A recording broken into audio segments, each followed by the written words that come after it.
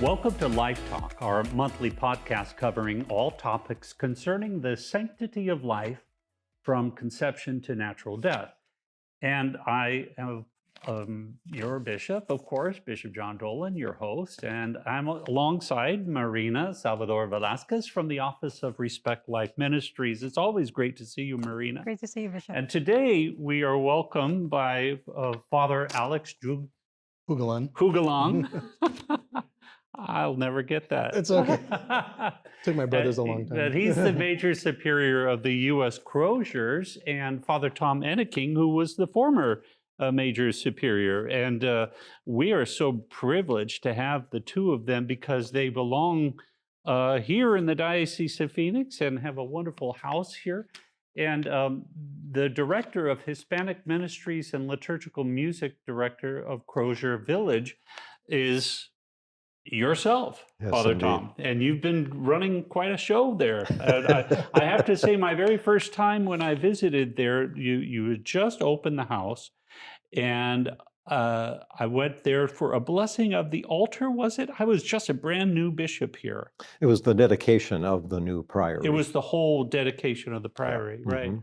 And I remember going in there, I was kind of lost, but I went inside the church and I said, I really like this church, and I can't wait to really get to know the community.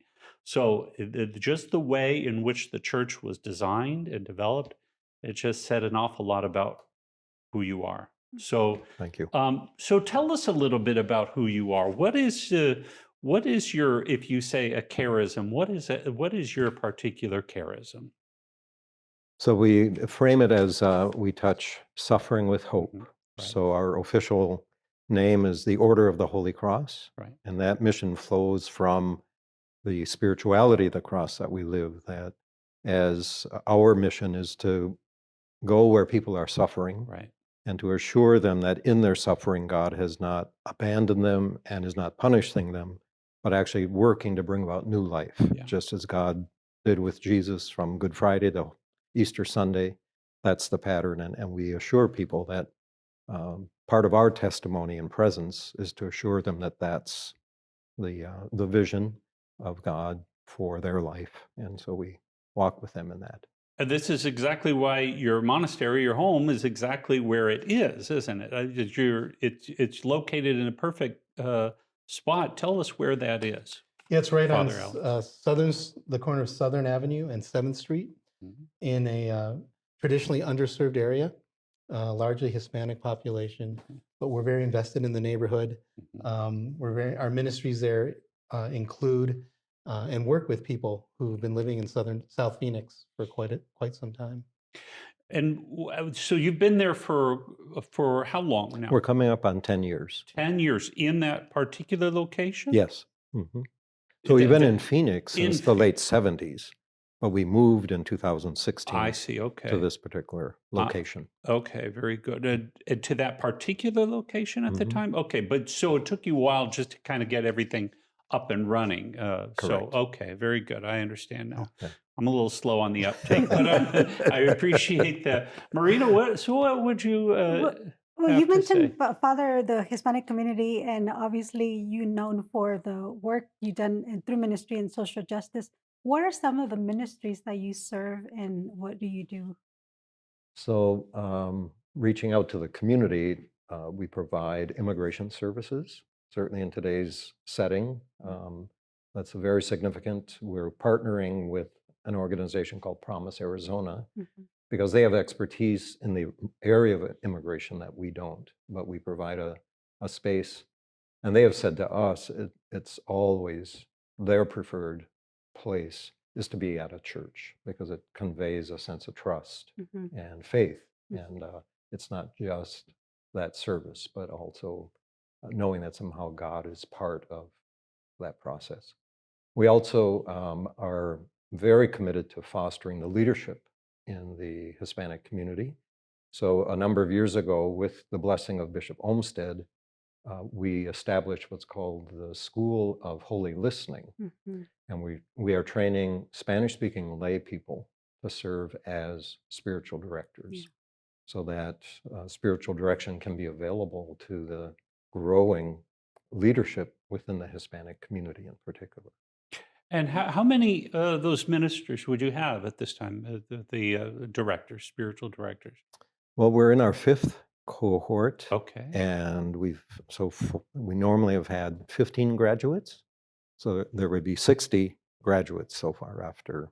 That certainly falls within kind of my own desire, and certainly Pope Francis and now Pope Leo's desire to accompany as many people as we possibly can, remembering that that's the Lord's call. I mean, Alex, Father Alex, you kind of began the spirit of accompaniment when you were a medical doctor, right? Yes. And then you decided to take that kind of practice into your priestly life. Well, I mean, just the spirit of the practice into your priestly life. And Yes, that sense of accompaniment really means just getting to know the person inside and out. Huh? Yeah, and I think it's part of the ethos of our Crosier. We talk about the 3 pillars of our charism. One, building community. We Crosiers live in community, and that witness to being of different ages, being from different backgrounds, being from different parts of the U.S., even different parts of the world, but living together in harmony. The way we can live together in harmony spills out to the larger community. And that welcoming and acceptance, I think, is something we try to do as Crosiers, to build community wherever we go, within our Crosier community, but also with the larger community. And it leads to that accompaniment, building community where people feel accepted and they know that we're going to walk with them. And boy, do you. Father Tom, you and I have been in Lourdes, and there we were able to accompany, but you've been doing that for quite a while, and that's part of your charism. You don't abandon, you walk with. Correct. So tell us a little bit about even that experience of being there at Lourdes. And so the invitation to work with Malta just seemed like a natural. So the Order of Malta organizes an annual pilgrimage to Lourdes because their mission is to serve the sick and the poor. And so one of the concrete expressions of that is bringing 50 people who are sick, dealing with a range of significant illnesses, but who can make a 14-hour flight to Lourdes. They bring them there for a week of pilgrimage, just to be in the presence of our Blessed Mother and to experience the holy waters that are there. And most of all, it's the faith and spiritual context. So the invitation to become a chaplain for Malta just seemed like a natural. There was such a wonderful synergy between our 2 charisms. And so I've been serving as a chaplain since 2018. But in addition to, of course, the spiritual directors, kind of creating spiritual directors, particularly for the Latino community, and then also your assistance in working with those who are on the peripheries and those who are ill and those who are sick. You're also, I believe, connected to the prison ministry. Is that correct, or someone within your?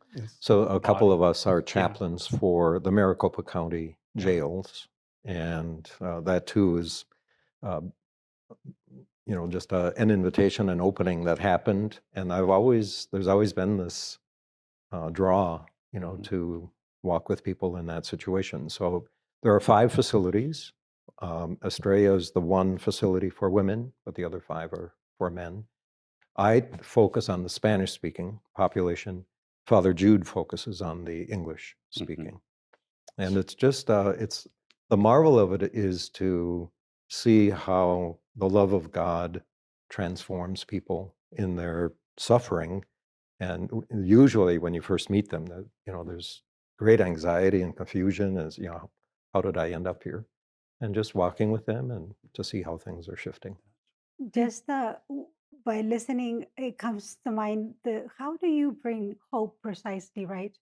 In the midst of suffering and despair and solitude and in those places where they may lost hope and the circumstances are very unfortunate. How do you bring hope and healing in a sense to them, knowing that they're gonna stay there? So a big part of it is inviting them. For many, they've never opened the Bible. in their Mhm. life. So it's always, have you ever spent time with God's Word? No. So it's like, well, ask for a Bible, and the prisons or jails provide that. Mhm. And what I hear back is after a month, a couple of months, I said, what are you hearing God say to you? Mhm. And for the first time in their lives, like, He loves me. Mhm. And to know that in their bones is tremendously hopeful, and they know that they're not alone, and that um, they're not lost. Yeah, that's beautiful, right? Especially nowadays where a lot of us get distracted with other things. And I remember having an experience of visiting someone in jail and just visiting them on a Sunday, taking them food. It does makes a difference, right? Yeah. And more so taking the sacraments and bringing the hope of healing Mhm. through the sacraments as well. I'm assuming you've done some of those there too, right? Yes, so because there are also lay volunteers who lead word services and that kind of thing. So my focus is providing confession and communion. Hmm.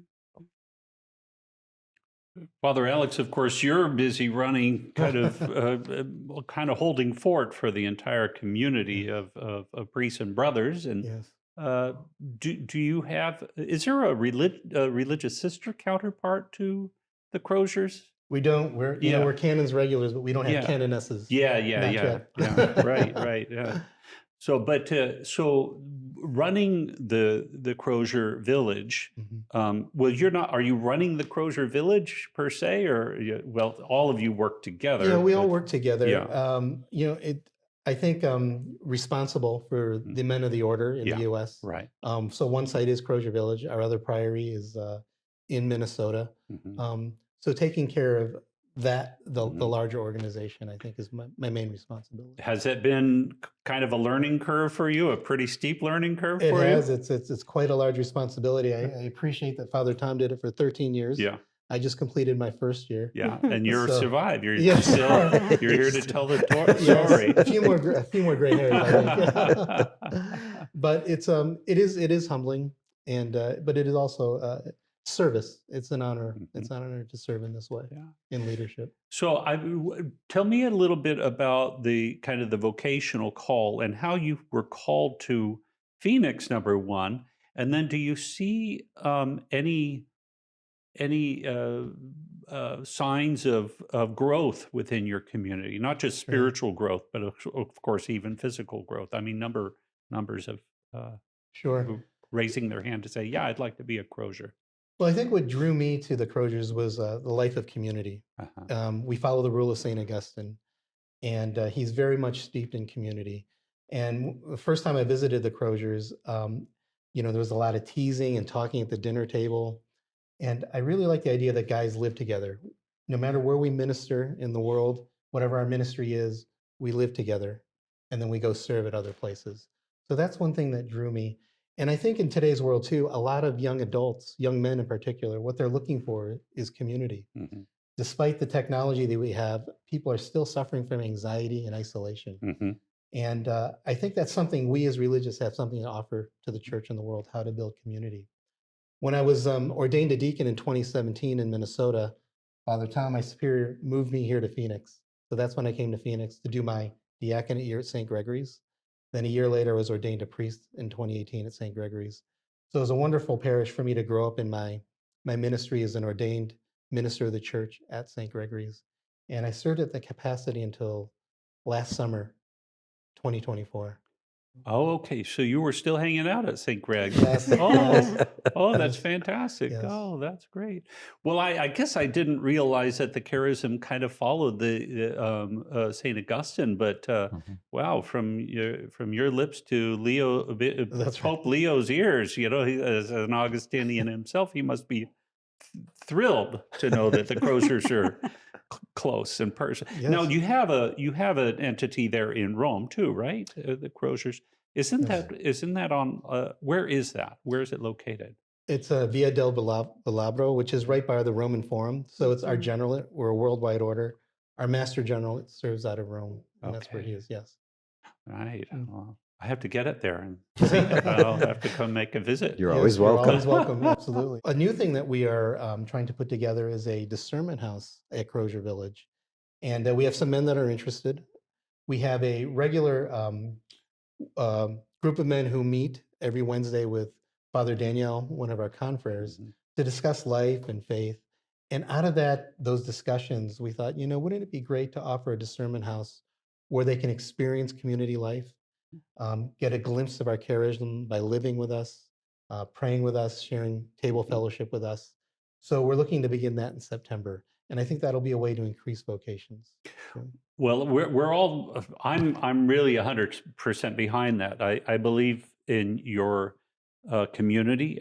Since I first arrived, I thought this is a group I could really get behind. And I would hope that you're here to stay for forever and that you'll continue to grow. I just really love the value of your charism because it is really about accompaniment. It is really about community accompanying each other first, because you cannot give what you have not first received. Right. So tell us anything more that we might be missing, or something that, any other item that we might want to highlight as far as your particular ministry here in the Diocese of Phoenix. I think one of the things people experience, because we're canons regular, we have a very strong dedication and commitment to celebrating the liturgy of the church. And we do it in a very musical and accessible way. So, it is quite beautiful. So people will really do, and we work at that. There are many intentional choices that we make about how do we celebrate the liturgy so that it really can, so that people feel like they can participate and be a part of it and be nourished. It's that full active conscious participation. I really do like what you have to offer there in every way. Not only your sense of accompaniment and kind of helping people to bear their cross, but also the liturgical aspect of it. It really does bring everybody into the whole fold of Christ, the heart of Christ, which beats so beautifully for the entire world. So. And I think what Father Tom is saying, our life is canons regular. Yeah. That really means a life of balance. St. Augustine, we call it the vita mixta, the mixed life. So living in community together, praying every day, 4 times a day, plus Mass, and then also having a ministry to serve the needs of the people where we're located. So we're not all about just prayer, we're not contemplative, right, and we're not just apostolic. It's a mixed life of both, which I think is very attractive. And it's also very flexible, because depending on where you are, you're serving the needs of that area. Well, how would they be able to get in touch with you? We'll post that on this podcast, but what would be the best way? What is it? You have a website, I'm sure. Yes, our website is www.crosier, that's crosier.org. You can look up, there's a tab there for vocations to contact us. We have come and sees. We're very flexible with our come and sees. Come anytime to come pray with us. Stay longer if you can with us, and we'll welcome you for sure. I don't know what else to say. I'm just thrilled that you're a part of this diocese, and that you welcomed me when I came here 3 years ago. And I made the mistake of calling you the Holy Cross Fathers, and because I saw this on you, and I didn't know. And you politely, no, you didn't. You just said, we are not the Holy Cross Fathers. Shame me. And when people hear Crosier, they think the Crosier Gala is ours that's as true well. too. Yeah, So you're very different. there's been lots of confusion about that. Yeah, we might have to change that. I'm sure you wouldn't mind that. Well, if you're at the Crosier Gala, let's make sure you're there and recruiting some people. But I'm grateful for your time today and for all the ways you serve here in the Diocese of Phoenix. And thank you for joining us today for Life Talk. And please like and subscribe and send us your ideas in the comment section for future episodes. And have a blessed day.